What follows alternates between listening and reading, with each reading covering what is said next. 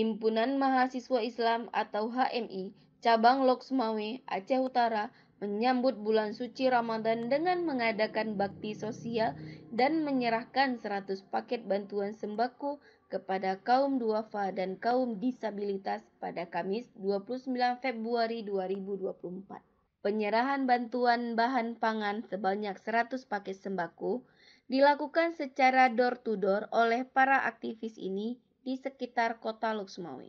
Ketua Umum HMI Cabang Lok Sumawe, Surya Dastamura, mengatakan semangat berbagi ini sejalan dengan tema yang diusung oleh HMI Cabang Lok Sumawe, yaitu melompat lebih tinggi ukir kebaikan dalam menyambut datangnya bulan suci Ramadan 1445 Hijriah.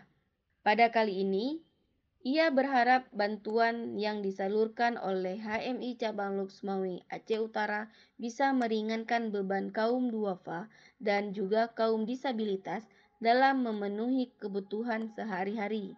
Selain itu, para mahasiswa juga melakukan aksi gotong royong membersihkan rumah ibadah untuk menyambut bulan puasa.